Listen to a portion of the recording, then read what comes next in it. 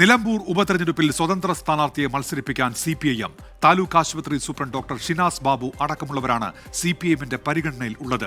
വ്യവസായ രംഗത്തു നിന്നുള്ള ചിലരും സാധ്യതാ പട്ടികയിൽ ഉണ്ട്. കടുത്ത സമ്മർദ്ദമുണ്ടെങ്കിലും മത്സരിക്കാനില്ല എന്ന നിലപാടിലാണ് M. സ്വരാജ്. സ്ഥാനാർത്ഥിയെ നിശ്ചയിക്കാനുള്ള നേതൃയോഗത്തിന് മണിക്കൂറുകൾ മാത്രമേ ഉള്ളൂവെങ്കിലും പാർട്ടി ചിഹ്നത്തിലുള്ള സ്ഥാനാർത്ഥി വേണോ പൊതു സ്വതന്ത്രം വേണോ എന്നതിൽ CPIMന് ആശയക്കുഴപ്പം തീരുന്നില്ല. 2016-ലും 2021-ലും പരീക്ഷ വിജയിച്ചതിനാൽ സ്വതന്ത്ര പരീക്ഷണം ആവർത്തിക്കണമെന്നാണ് നേതൃത്വത്തിന് താൽപര്യം. ഇതുവരെ പറഞ്ഞുകേട്ട M. Swaraj, Sherona Roy, Thomas Mathew, U. Sharafali എന്നീ പേരുകൾക്ക് പുറമെ മറ്റു ചിലരും CPIMന്റെ പരിഗണനയിലുണ്ട്. നിലമ്പൂർ ജില്ലാ ആശുപത്രി സൂപ്രണ്ട് ഡോക്ടർ ഷിനാസ് ബാബു, വ്യവസായ കുടുംബത്തിൽ നിന്നുള്ള വ്യക്തി, മണ്ഡലത്തിന് പുറത്തുള്ള പ്രമുഖൻ എന്നിവരാണ് രഹസ്യായുധമായി CPIMന്റെ കയ്യിലുള്ളത്. മത്സരിക്കാൻ പാർട്ടി സമീപിച്ചത് ഷിനാസ് ബാബു 24നോട് സ്ഥിരീകരിച്ചു. മത്സര സന്നദ്ധത അറിയിച്ചോ എന്ന ചോദ്യത്തിന് സർക്കാർ ഉദ്യോഗസ്ഥനായതിനാൽ പ്രതികരിക്കാൻ പരിമിതിയുണ്ടെന്നായിരുന്നു ഷിനാസ് ബാബുവിന്റെ മറുപടി. പൊതുസ്വതന്ത്രനാണോ പാർട്ടി സ്ഥാനാർത്ഥിയാണോ മത്സരരംഗത്തെന്നതിൽ നേതൃത്വവും മറുപടി പറയാതെ ഒഴിയുകയാണ്.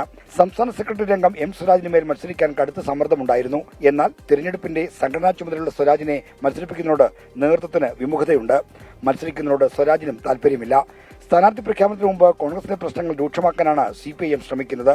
പാലം വലിച്ചു എന്നുള്ളത് അവർ തന്നെ പറഞ്ഞ് അങ്ങോട്ടും ഇങ്ങോട്ടും പ്രശ്നമായ കാര്യമാണ്. സങ്കീർണമായ പ്രശ്നമായിട്ട് UDFന്റെ അകത്ത് തന്നെ നിലനിൽക്കുന്ന ഒരു പ്രശ്നമാണത്.